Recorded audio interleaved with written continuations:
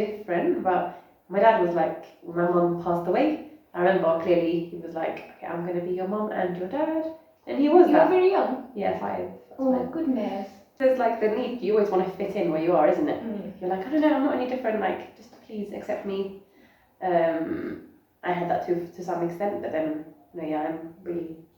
So now you're the London ambassador. How did you end up? Ambassador? In London, I do like community events. That's what I organise, getting people together. That's what I've been called to do. Whatever skills and gifts, I think most diasporas have it deep down. Like one day they want to come back and contribute to their country. Yeah, I didn't expect it to be so diverse. Like there was literally, it felt like 5 countries within one country. Went to Harar, I felt like I was in the Middle East.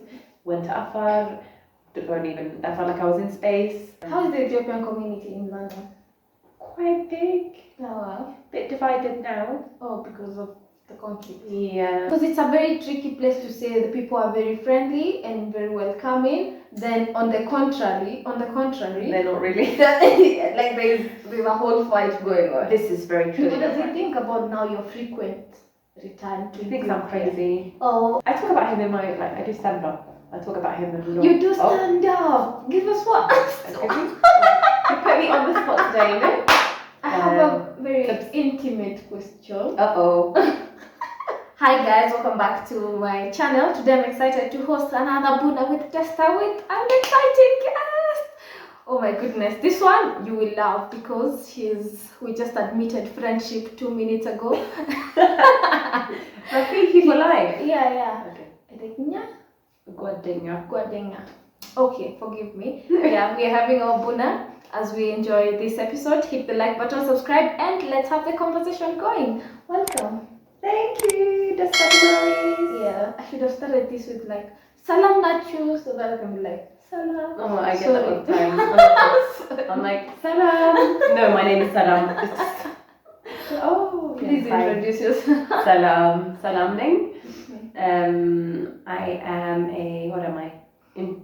Ethiopian entrepreneur, diaspora, just Ethiopian obsessed. That's me. Oh wow. When did the obsession begin?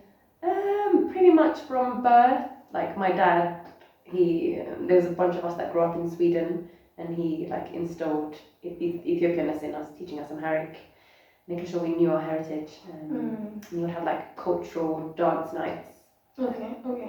You see my dance moves, haven't you? Maybe we will shoot a dance video after this. No, we don't. You don't need to see that. Okay, let's get into it. How did you end up? I've known you as a diasporan. Yes. Where can you just give people like a small background of where you live and stuff like that, or where your journey has been? Okay, I was born in Sweden and then lived there until the age of 10, and since then I've lived in London. Before we met, I'd only been to Ethiopia, I think, once or twice before in my life. Oh, okay. Wow. As a child, and then since we've... As a child? One time, yeah. Oh wow, how young? Like how 17 was my first time here. Oh, okay, that's not a child. My head went like 6, 7. Okay, got it. I thought I was young. Okay, I'm not going to tell you how old I am now. Yeah. But yeah, for sure you were young. Yeah, young. Teenage. But now, so since then... So that was the first time you came to Ethiopia? 17, yeah. Oh wow, okay. And then since then, fast forward, 29 was my next. Oh, okay. And since then I've been coming every 3 months. That's why you see me so frequently. I can't get enough of this place. Okay. I really want to live here somehow. What was life like growing in Sweden? Sweden? Yeah. And at what point did you know like maybe you were different, like you are not necessarily from there as much as you were born there? My parents came as like refugees, human rights, asylum seekers. So what Sweden does, they kind of place immigrants in the same hood. Oh, okay. What do they call that in America? The projects.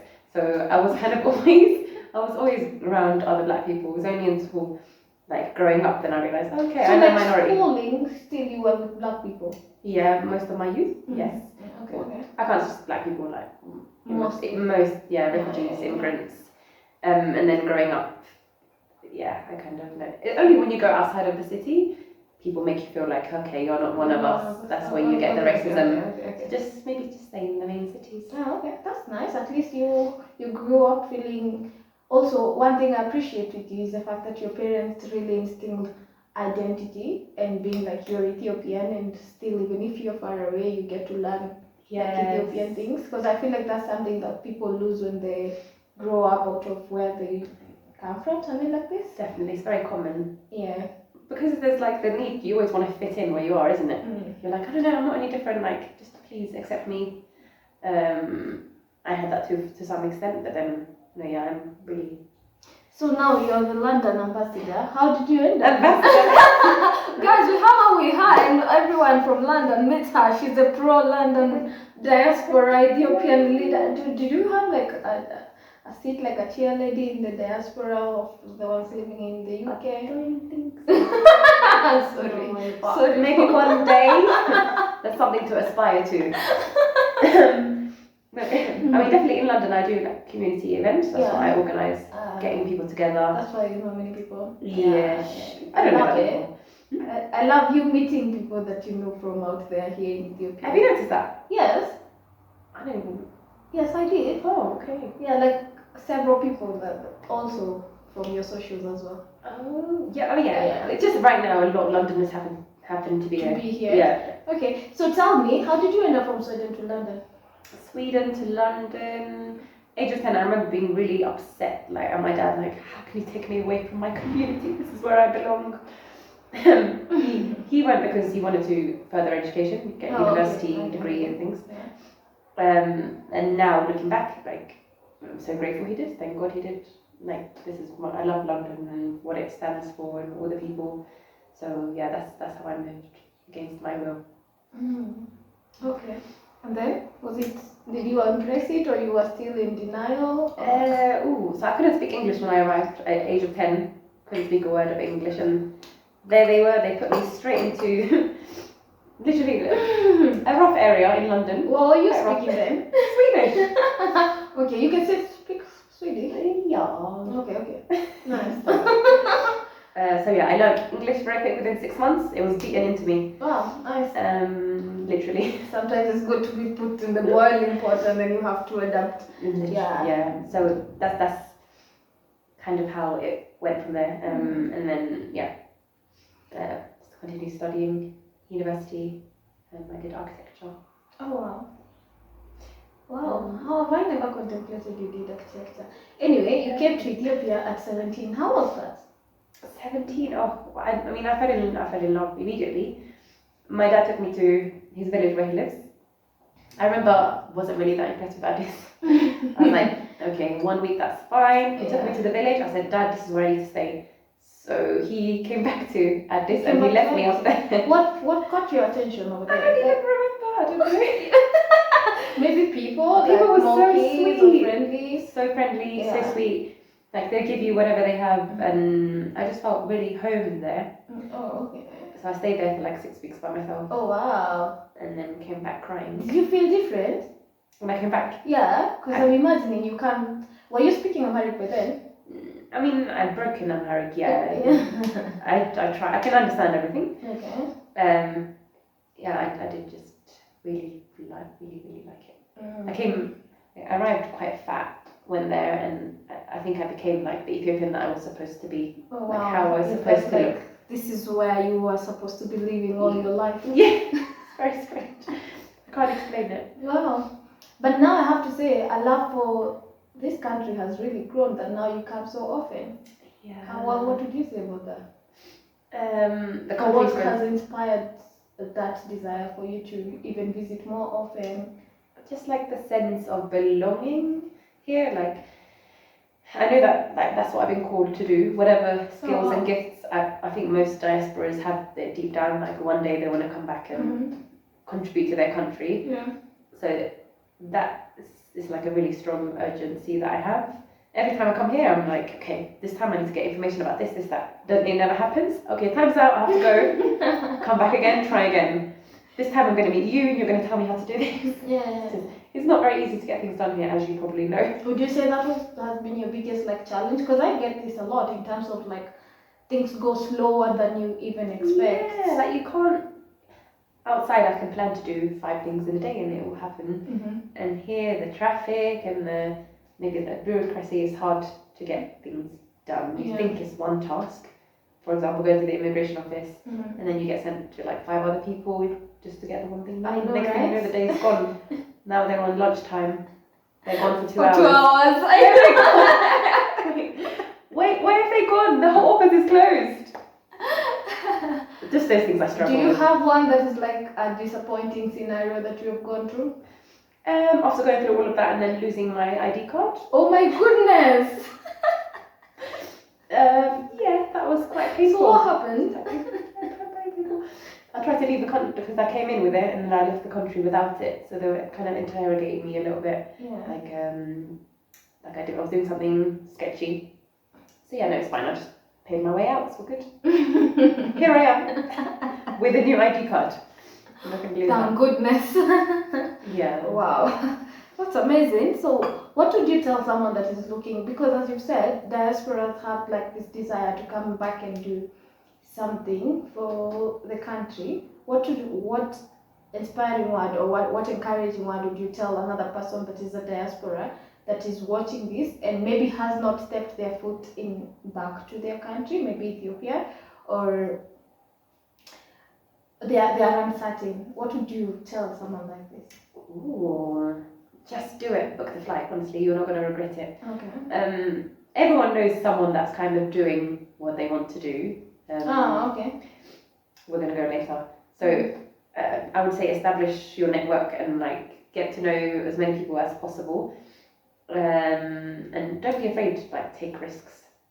Like money, okay, you probably will lose money, but it will come back.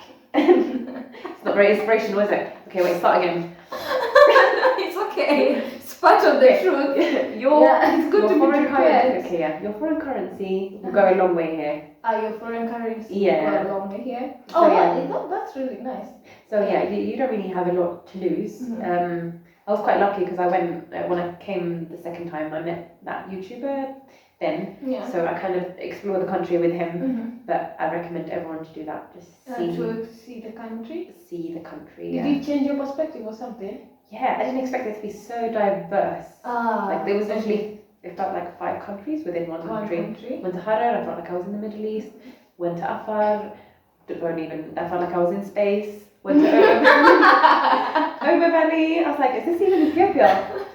Did we leave? You just did so hard to Did leave. we exit the country with no And I didn't even leave.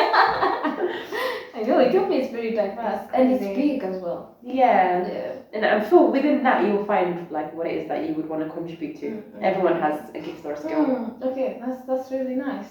Yeah, so you identified what is yours. Are you willing to share with us what you felt inspired? Well, what I kind of do already okay. in London is I organise events, cultural, because you know how obsessed I am with Fendika? Yeah. Before I even went to Fendika, I was trying to recreate Fendika in London. So I do cultural events, getting Ethiopian artists that don't have a platform. Yeah. So that's what I do, like on the side. And then the other thing is, every time I come here, I buy a bunch of Ethiopian stuff, things. Bring it and sell it over there. How is the Ethiopian community in London? Quite big. Oh, wow. Bit divided now. Oh, because of the conflict. Yeah. Which is crazy because I never expected that the conflict that is in Ethiopia is gonna affect people that are already in the diaspora. It even feels like it's the diaspora that is fueling it. Yeah. Which is crazy. It should be the other way around, right? Yeah. Here it's like fikr, everyone loves each other. It should be the other way around, of those outside encouraging the others to unite. Yeah. Please, can you just tell it to the people at the back? Yeah, but you should. Everybody should unite. Yes. Africans unite. Yeah. God willing, one day this is the year. We pray so. Yeah, but have you experienced anything like that, or coming as a guest? Do you notice that, or not really? I did when I was traveling continuous. Based on if I'm hanging out with someone from a certain, let's say example, Amhara, then some people from a different tribe will be in the comment section being like, hey, don't trust whatever the person is telling you and stuff like this. Yesterday I did a live stream and there was someone telling me, don't listen, let me even quote it, it was like, don't listen to Amhara and Oromo tribes. But now currently I'm in a place that I understand what is going on, and the least thing about my coming here is to support a specific group of people. You support all of them? Yeah, I have zero reason to support. I can't even say like my great grandmother was from that region, so that's why I'm supporting that region. I also came so without like an influence of a certain person, if I would say, in Ethiopia. Yeah. So like for example, if I came because I have a husband, example, who is like from a certain region, I might be inclined to just maybe somehow support that, but I don't have anything in relation to that. So I haven't experienced it, but I will experience people that are strict on their own, being like supporters, please support us, yeah, something like this. It's quite hard not to be honest. I'm guilty of that, to be fair. Well, yeah, it's interesting because sometimes it's hard to be wrong. You can't really detach your emotional attachment to see the bigger picture. I don't even know what the solution is. It's like it's so deep rooted, generations and generations. Yeah. How do we undo that now? Because my family's from the Wollo region. We're like farmers, so I can't say that we're 100% Amhara. No one is 100% anything, I don't think. If you keep going back down, eventually, okay, that grandmother was Oromo, okay, originally Tigrayan. If we all do a DNA test, it's not going to say Oromo, Amhara, Tigray, it's going to say Ethiopian. So I just wish that we can kind of come together. What would you want to see in Ethiopia apart from the issue of conflict coming to an end? Salam. Coming together? Other than salam? Not myself, peace. Apart from that, okay, what else would you want to see in Ethiopia? Maybe get better? Economic development. Not such a big group, like division between the poor and the rich. Oh, okay. Yeah, like bridging the gap, something like that? Yes, exactly. Oh my god, because oh my goodness, it's like two extreme ends. It's crazy. Yeah. You would think there would be like a middleman. From people that are spending 8,000 a day beer and one spending 10 beer a day. It's so crazy. It's so but how can that come to like an integration? Do you have an idea? There are organizations out there, like one I'm a big fan of, Macedonia in Ayat. They like take people in and shelter them and really give them new skills and things. Oh, okay. But we need like them everywhere, so that there's no. So more of like education. Education, yes, for sure. Yeah. Like medical care. I'm in entertainment, so I feel a bit useless in that department. But if I can offload skills in being entrepreneurial, that I would want to do. What do you miss the most about Ethiopia when you've gone? Apart from me. Buna! No. What do I miss the most? Oh my goodness. I want to say the people. That's an easy answer, isn't it? Well, but it's okay if it's the answer. Yes. The people, the food, what and Fendika. Big shout out to Fendika, your biggest ambassador. Just take it from me. What about the people? There's a word in Amharic, I don't want to pronounce it wrong actually. They're just like pure-hearted, like the real locals. Even like when we go across the road to get injera, do you remember that lady? She like gave me a hug. Oh yeah, and she didn't remember me. I feel like I have quite a generic face. I don't know how she remembers. I don't live here, I don't come here very often, but she remembers. She did remember you with details, remember? So it's not just like she confused you with another person. She's sure she knows you. She remembers where my family's. Yeah, so I think it's a genuine love, something like this, I think. Yeah.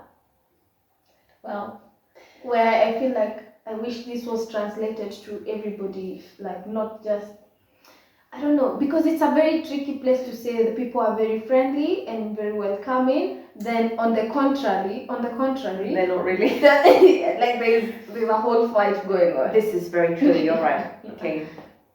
How do I... Yes. But the people on the ground here like the average person before they even ask you where you're from. They are. But the thing is, I've been across most of Ethiopia, and for sure welcoming it's not like you can't remove that from the list. Like it's true, they are welcoming, they are friendly, they are loving. Yes, and very inquisitive. Like genetically, I'm 100% Ethiopian. Yeah, because you ask questions. They ask questions. Okay.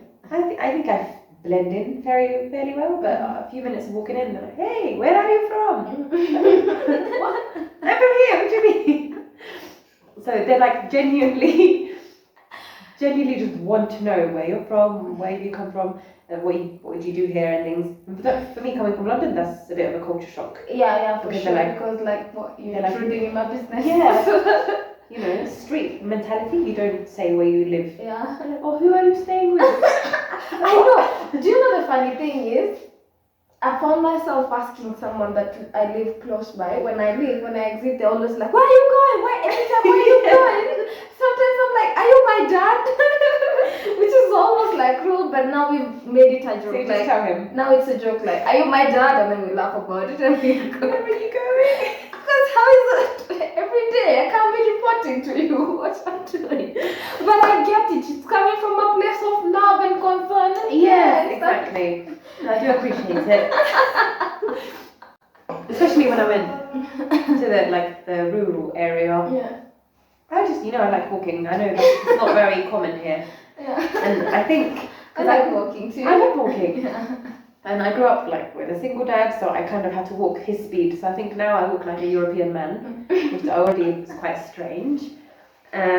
So when I was in the rural area, can you just imagine? There's nothing there. It's just me walking. Everyone else is taking the badgers.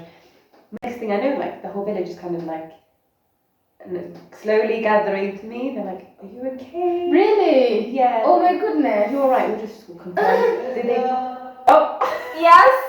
That was a commercial break for you to subscribe to the channel. Like, comment, subscribe. Yeah. So in the village, people gathered. Yes. So I remember walking only 3 kilometers. I was very happy, just in the air. Next thing I know, the villagers are slowly gathering around me. They were just concerned. I'm like, "Okay, we know you're not from here. Are you okay?" How did they even know? Because you're walking. Because nobody. And the way that I walk as well, maybe. Yeah. Oh, okay. Yeah, that too. And very tall there. And we were like, "Who's this giant?" So they were like, the bus from Addis, did they just drop you off here? Are you here by mistake? Yeah. Are you trying to walk back to Addis? Exactly. And they were like, "Where are you going?" I was like, "There's only one way. I'm going that way." So yeah, in the end, they were trying to find out who I'm living with and all of that. And they're like, we're not trying to, we're not making fun. We're genuinely we're just welcoming. Yeah. I know in the city when someone asks you. Oh, okay. We're not trying to do that. Yeah. Oh, okay. Yeah.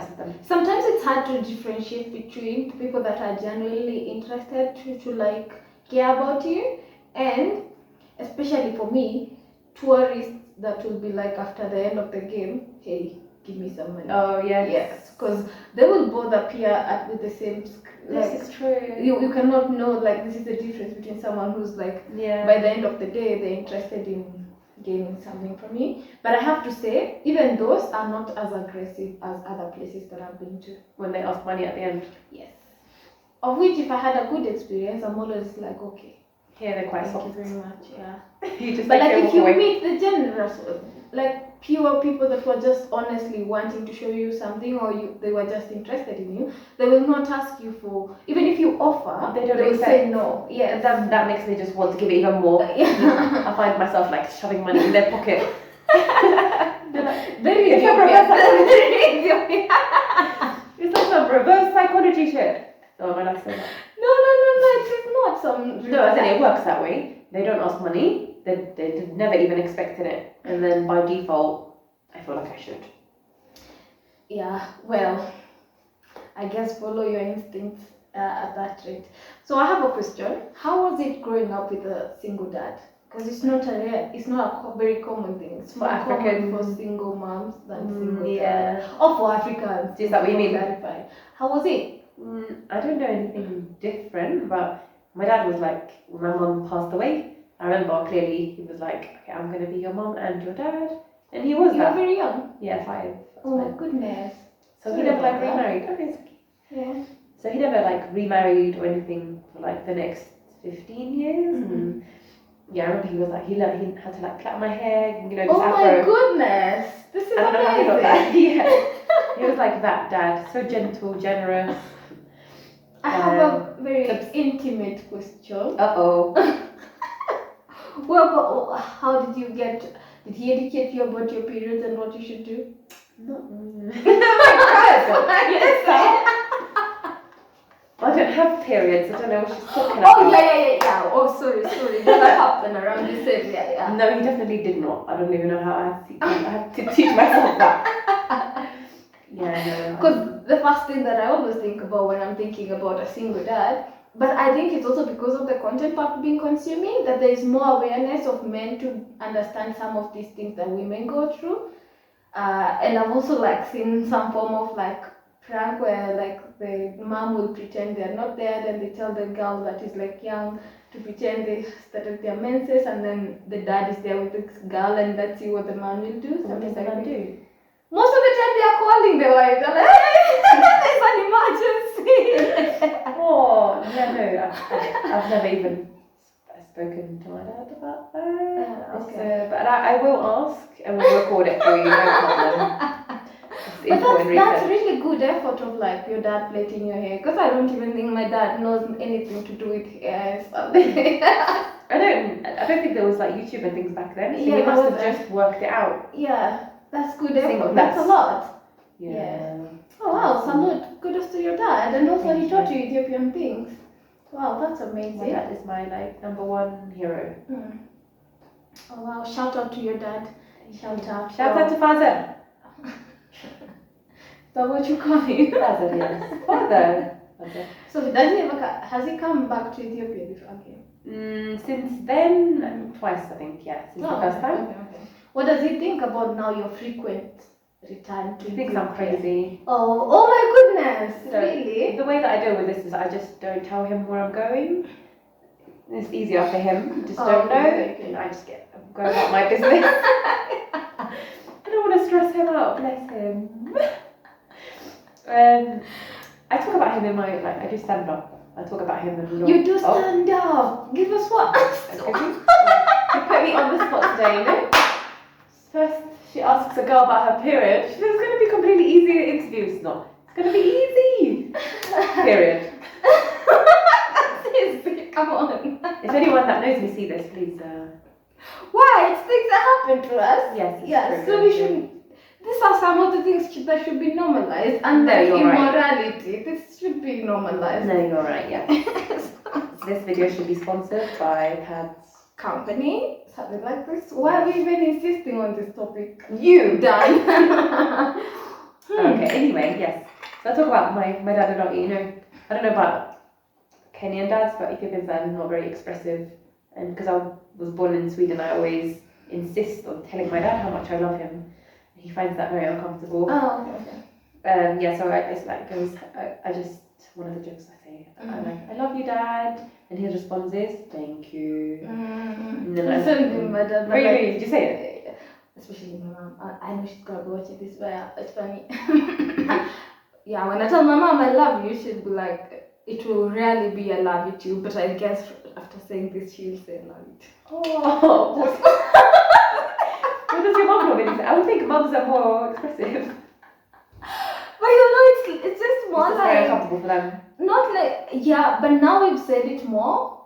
Like for example, it started with I miss you, then I'm like I miss you too, and then now that's very normalized. Now that's very easy to say.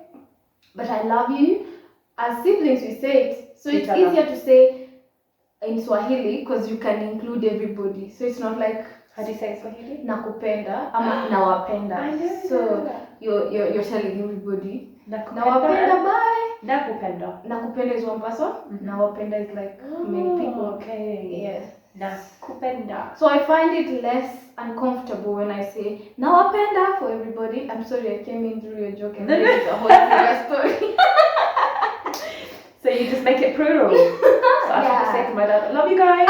Something like this. Because if you say I love you guys, they don't feel the pressure of, oh, that was dedicated to me alone. I need a response now. What am I saying? But you know, like outside, how like if you tell someone that you love them and they don't say it back, it's like an awkward thing. Yeah. My dad's absolutely fine with that awkwardness. I'm like, hey, you didn't respond to I love you. But they're completely fine with that awkwardness. Yeah. They're like, okay, thank you, bye. Wow, this is good to say to know. Just you tell your dad I love you. I love him so much. What other weird thing do you remember telling your dad? Weird thing. Like not like weird thing, something else that makes him like uncomfortable. Yeah, this one's a bit dark though. Oh, okay. But like, I don't know if I should say it on camera, but I think about death a lot. Oh, okay. Is that normal? Just there's no problem. Like afterlife and that, and I'm like, sometimes I just say, Dad, you know, I love you so much. Sometimes I wish that I died before you. And he's like, don't say that. What's wrong with you? Yeah, but it's like how I feel. Obviously, like, oh, don't cry. Just because I wasn't going to say this. You said, what weird things have you said to your dad? That's a weird thing to say to your dad. Oh my goodness! Like sometimes I would also support your dad. Don't say this. Oh my gosh! Like sometimes, you know, when you can't imagine life without someone. I know, but it's the same case for me. I know. Like he's stronger than me. You're like, you went through my mind's passing on. You can still deal with mine too. That's so dark. Oh my God, that's horrible. Sorry, Dad. We love you. God forgive us. Maybe. But anyway, these things, thank God we don't have control on what happens before the other. So, yes, so it's just like an expression. Yeah. It's very extreme. But of course, which is crazy now that you talked about death, which I never thought we were going to talk about death as we are taking Buna today. That I also have zero problem with me dying. But I have a lot of problems with someone close to me dying. If that makes sense. Yeah, that I'm like, I better be the one dying than so you think my that parents die than my siblings siblings die. die. Yeah, it's a very normal thing to think. Because I thought I was like really dark thinking. It's a very selfish way. It would be so rude to say like, let my parents die instead of me. I'd rather be the one that's going than die. Yeah. So I think you just see it that way. Okay, tell me, this episode is called Buna with Desta, right? Yes. Desta, you know what that means, right? You! Happiness, not me. Okay, yeah. Thank you very much. The earrings come out. This is the most comfortable lifestyle with Buna with Desta I've been. We haven't had any drinks here. This is just coffee.